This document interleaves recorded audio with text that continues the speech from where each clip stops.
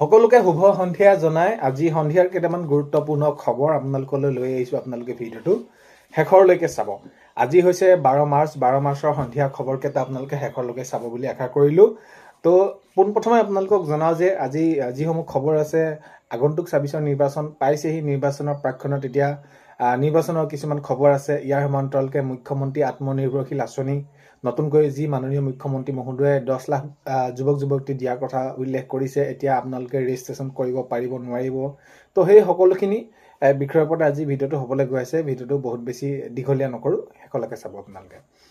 প্ৰথমটো খবৰ হৈছে মিত্ৰতা নামত ইজনে সিজনক সন্মান কৰিব নাজানে।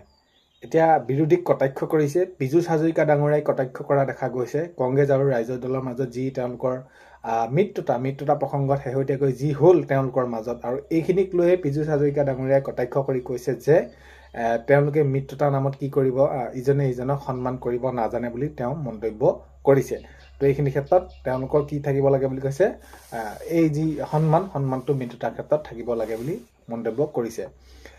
নেক্সট খবৰ হৈছে গুৱাহাটীৰ পৰা ডিব্ৰুগড়লৈ কি হ'ব, নিৰ্মাণ হ'ব এক্সপ্ৰেছ হাইৱে। তো এইখিনি ক্ষেত্ৰত বহুতে এটা বেছি ভাল খবৰ, আৰু এইখিনি মাননীয় মুখ্যমন্ত্ৰী মহোদয়ে জনাইছে যে গুৱাহাটীৰ পৰা ডিব্ৰুগড়লৈ নিৰ্মাণ হ'ব এক্সপ্ৰেছ হাইৱে। নেক্সট খবৰ হৈছে কাইলৈ অসমলৈ আহিব প্ৰধানমন্ত্ৰী ডাঙৰীয়া। তো হয়, কাইলৈ অসমলৈ আহিব প্ৰধানমন্ত্ৰী ডাঙৰীয়া, আৰু বিভিন্ন কাৰ্যসূচীৰে দুদিনীয়া কাৰ্যসূচীৰে অসমত উপস্থিত হ'বহি মাননীয় মুখ্যমন্ত্ৰী মহোদয়। আৰু অসমৰ পৰাই যি কৃষকৰ 22 নম্বৰ কিস্তি ইয়াৰ পৰাই মুকলি কৰিব, আৰু বিভিন্ন ধৰণৰ কি কৰিব, কাৰ্যসূচীত অংশগ্ৰহণ কৰিব মাননীয় মুখ্যমন্ত্ৰী মহোদয়। তো এতিয়া নেক্সটটো হৈছে ৰজা হৈ নহয় ৰাইজৰ হৈ মই কাম কৰিম। তো কাম কৰি যোৱাৰ মোৰ কি হ'ব প্ৰতিশ্ৰুতি, এনেদৰে জনাইছে ৰাহুল চেত্ৰী ডাঙৰীয়াই।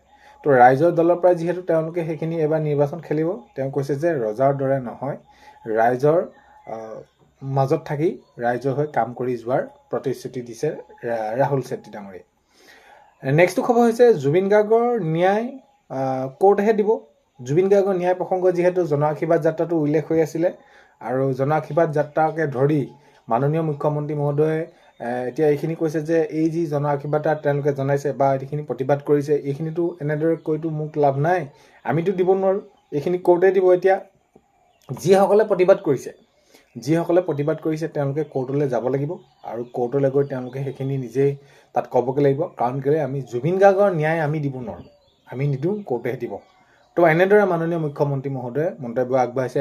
আৰু এই যি মন্তব্য মাননীয় মুখ্যমন্ত্ৰী মহোদয়ে আগবঢ়ালে, তো সেইখিনিক লৈ বিভিন্নজনে বিৰোধিতা কৰিছে। এতিয়া কথাটো হ'ল কি, জুবিন গাৰ্গে ন্যায় পাবই লাগিব, ন্যায় দিবই লাগিব। তো এইখিনি ক্ষেত্ৰত আমিও সেইটোৱে বিচাৰোঁ।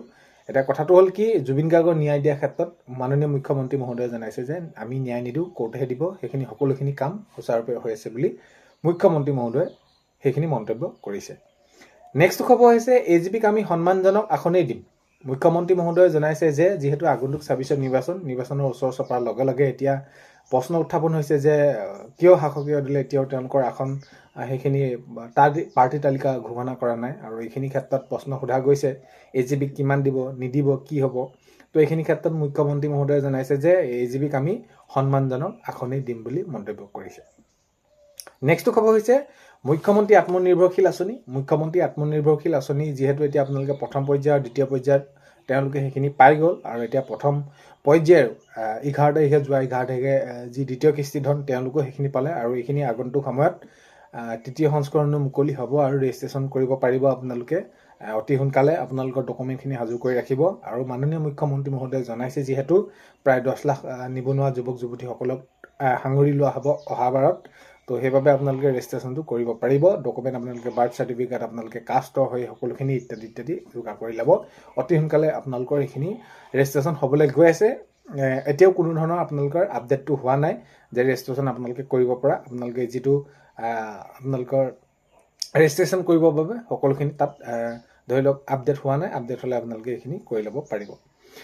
নেক্সট খবৰ হৈছে 17 মাৰ্চত প্ৰকাশ পাব বিজেপি প্ৰাৰ্থী তালিকা। মুখ্যমন্ত্ৰী মহোদয়ে জনালে অহা 17 তাৰিখে বিজেপি প্ৰাৰ্থী তালিকা ঘোষণা হ'ব, আৰু এবাৰেই ঘোষণা হ'ব। আমি সকলোখিনি চালি জাৰি সকলোখিনি আমি আলোচনা কৰিয়ে এইখিনি প্ৰাৰ্থী তালিকা ঘোষণা কৰিম। নেক্সট খবৰ হৈছে নগাঁও চহৰৰ মাজমজিয়াত পাণৰ শিল্পী জুবিন গাৰ্গৰ বিশাল প্ৰতিমূৰ্তি উন্মোচন।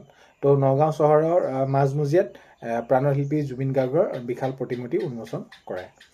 নেক্সট খবৰ হৈছে মোদীৰ ঢৌৰ পিছত এইবাৰ বিজেপিৰ চুনামি আহিছে। এতিয়া বহুতে কৈছে যে মোদীৰ ঢৌ গুচি গ'ল এনেকুৱা ধৰণৰ এটা প্ৰসংগত মাননীয় মুখ্যমন্ত্ৰী মহোদয়ে জনাইছে যে ঢৌ পাছত কি আহে, চুনামি আহে। তো এতিয়া মোদীৰ ঢৌ যদি গৈছে বুলি কোনোবাই ভাবিছে, ঢৌটো আছেই, কিন্তু তেওঁলোকে ভুল ভাবিছে। এতিয়া বিজেপিৰ চুনামি আহি আছে। আগন্তুক ২৬ৰ নিৰ্বাচনৰ যিহেতু সময় ওচৰ চাপিছেহি, এইখিনি ক্ষেত্ৰত মাননীয় মুখ্যমন্ত্ৰী মহোদয়ে জনাইছে যে বিজেপিৰ চুনামি আহি আছে। ঢৌ নহয়, এবাৰ চুনামি আহিছে।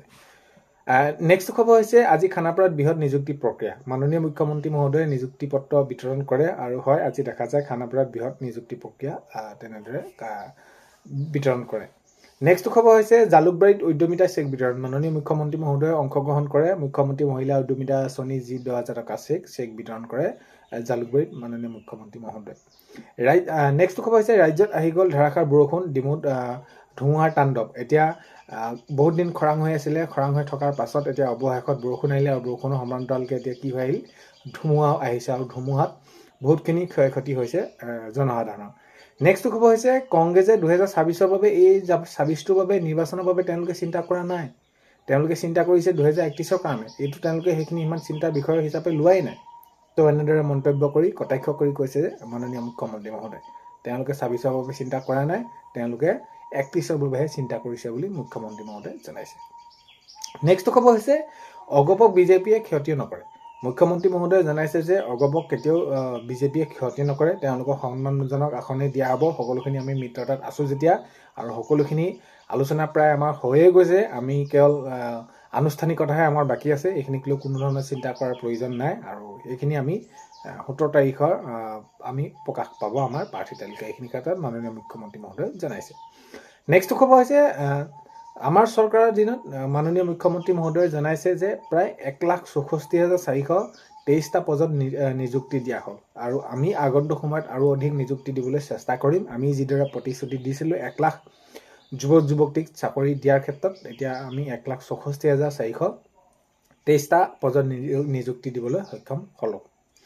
নেক্সট খবৰ হৈছে মই ক্ষমা খোজা কাম কৰাই নাই। ৰণোজ পেগু ডাঙৰীয়াই মন্তব্য কৰিছে। শিক্ষামন্ত্ৰী ৰণোজ পেগু ডাঙৰীয়াই ডিব্ৰুগড় বিশ্ববিদ্যালয়ৰ যি ছাত্ৰসকলে তেওঁলোকৰ যি প্ৰসংগ উল্লেখ কৰিছিলে মাচুল ৰেহাইৰ ক্ষেত্ৰত, তাৰ পিছত যিখিনি কথা ভাইৰেল হৈছিলে বা সেইখিনি মন্তব্য আগবঢ়াইছে, সেইখিনি ক্ষেত্ৰত ৰণোজ পেগু ডাঙৰীয়াই কৈছে যে মই তাত ক্ষমা খোজা কোনো ধৰণৰ ভুল কৰাই নাই বুলি ৰণোজ পেগু ডাঙৰীয়াই মন্তব্য কৰিছে। নেক্সট খবৰ হৈছে আগতে আশা অংগনবাড়ী চাকৰিৰ বাবেও টকা দিবলগীয়া হৈছিল।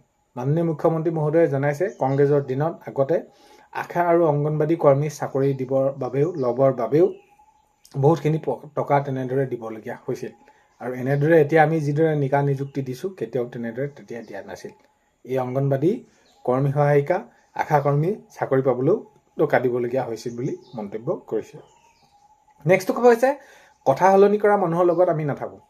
তো কথা সলনি কৰা মানুহৰ লগত আমি নাথাকোঁ, ৰাইজৰ দলে সেইখিনি কৈছে। অখিল গগৈ ডাঙৰীয়াই মন্তব্য কৰিছে কথা সলনি কৰা মানুহৰ লগত আমি নাথাকোঁ ৰাইজৰ দল। এনেদৰে অখিল গগৈ ডাঙৰীয়াই মন্তব্য কৰিছে। গৌৰৱ গগৈ ডাঙৰীয়াই যিহেতু মিত্ৰতা প্ৰসংগত যিখিনি উল্লেখ কৰিলে, কেনেদৰে কি কৰিলে, সেইখিনি আৰু বিশেষ বহলাই থকাৰ প্ৰয়োজন নাই। মুঠৰ ওপৰত আমি কথা সলনি কৰি থকা মানুহৰ লগত আমি নাথাকোঁ। নেক্সট খবৰ হৈছে নিৰ্বাচনৰ পাছত কংগ্ৰেছে ব্ৰহ্মপুত্ৰত জাপ দিব লাগিব। পদ্ম হাজৰিকা ডাঙৰীয়াই মন্তব্য কৰিছে, কটাক্ষ কৰিছে এই অহা আগন্তুক 26ৰ নিৰ্বাচনৰ পাছত কংগ্ৰেছে ব্ৰহ্মপুত্ৰত জাপ দিব লাগিব বুলি মন্তব্য কৰিছে। নেক্সট খবৰ হৈছে অসমৰ পৰা প্ৰথমবাৰলৈ বহিৰাষ্ট্ৰলৈ ৰপ্তানি জহা চাউল। তো হয়, অসমৰ পৰা প্ৰথমবাৰলৈ বহিৰাষ্ট্ৰলৈ ৰপ্তানি হ'ল জহা চাউল। তো আজি 12 মাৰ্চৰ সন্ধিয়া খবৰ এইকেইটাই আপোনালোকক জনালোঁ। ভিডিঅ'টো শেষলৈকে চাই থকাৰ বাবে বহুতেই বেছি ধন্যবাদ। আৰু এইখিনিতে আপোনালোকক চেনেলটোলৈ যদি আপোনালোক নতুনকৈ আহিছে, ভিডিঅ'ৰ আপোনালোকক সদায় এইখিনি কোৱা কথাকে ছাবস্ক্ৰাইব কৰাৰ লগতে কাষতে থকা বেল আইকনটো প্ৰেছ কৰি অল কৰি থ'ব, যাতে নতুন এটা ভিডিঅ' দিয়াৰ লগে লগে আপোনালোকে আগতীয়াকৈ চাবলৈ পায়। আজিলৈ অন্য এটা ভিডিঅ'তে লগ পোৱাৰ কাৰণে বাই।